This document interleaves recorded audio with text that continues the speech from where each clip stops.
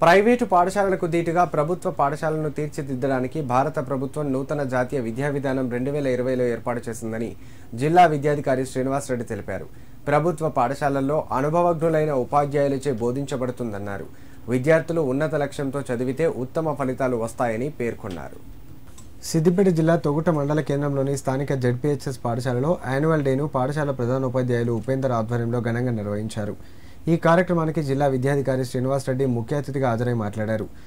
దేశంలో పీఎం కార్యక్రమానికి మొదటి విడతగా 14,500 పాఠశాలలు ఎంపికైతే అందులో సిద్దిపేట జిల్లా నుండి 33 పాఠశాలలు ఎంపిక కావడం సంతోషంగా ఉందన్నారు. ఈ కార్యక్రమంలో భాగంగా భారత ప్రభుత్వం 5 ఏళ్లలో ప్రతి పాఠశాలకు మౌలిక వసతులు కల్పించడమే లక్ష్యంగా పనిచేస్తుందన్నారు. ఈ పథకం యొక్క ముఖ్య ఉద్దేశం విద్యార్థులకు ఉత్తమమైన విద్యను అందించడమే అని అన్నారు.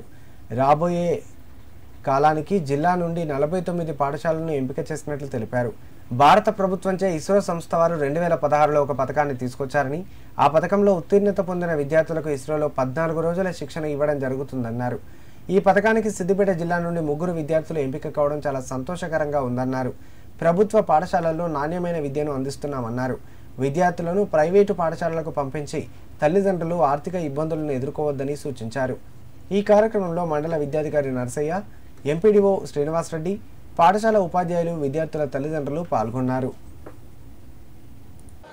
ప్రభుత్వ పాఠశాలలో పూర్తిగా ఉచిత నాణ్యమైనటువంటి విద్య మనం ప్రైవేట్ పాఠశాలల కంటే ప్రభుత్వ పాఠశాలలు అందిస్తూ ఉన్నాం. ప్రైవేట్ పాఠశాలలు ఏం చేస్తున్నారు, ప్రతిదానికి డబ్బులు తీసుకొని మాత్రమే విద్యను అందిస్తూ ఉన్నారు. మన దగ్గర క్వాలిటీ ఎడ్యుకేషన్, వాళ్ళ దగ్గర క్వాంటిటీ ఎడ్యుకేషన్. మీరు చూస్తూ ఉన్నారు, మన దగ్గర ప్రతి ఉపాధ్యాయుడు కూడా మంచి క్వాలిఫైడ్ ఉపాధ్యాయులు ఉంటారు. వాళ్ళు మంచి డిగ్రీ క్వాలిఫికేషన్ ఉంటుంది, వాళ్ళ ప్రొఫెషన్ క్వాలిఫికేషన్ ఉంటుంది, కొంతమంది డాక్టరేట్స్ కూడా ఉన్నటువంటి టీచర్లు ఉంటారు. అదేవిధంగా ప్రైవేట్ పాఠశాలకు వచ్చినట్టయితే మీరు చూడండి, ఏ పాఠశాలను చూడండి, నాకే చాలా కాంప్లైంట్లు వస్తాయి. ఇంటర్మీడియట్, డిగ్రీ, ఒక పీజీ చేసిన వాళ్ళు ఉంటారు, అక్కడ బీఈడీ చేసిన వాళ్ళు ఎవరు కూడా ఉంటారు, ప్రొఫెషనల్ కాలేజ్ చేసిన వాళ్ళు ఉండరు. వాళ్ళు అక్కడ ఉండేది అంతా పట్టించేటువంటి విధానం మాత్రమే అక్కడ ఉంటుంది. మనది కంటెంట్ బేస్డ్ విద్యా విధానం, మనం సిసిఈ మెథడ్ ద్వారా మనం విద్యాబోధన చేస్తూ ఉంటాం. మీరు గమనించండి, ప్రభుత్వ పాఠశాలలో కూడా నాణ్యమైన విద్య అందుతుందా, ప్రైవేట్ పాఠశాలలో కూడా నాణ్యమైనటువంటి విద్య అందుతుందా చెప్పేసి మీరు గుర్తించి మన ప్రభుత్వ పాఠశాలను బలోపేతం చేయవలసినటువంటి అవసరం ఎంతైనా ఉంది.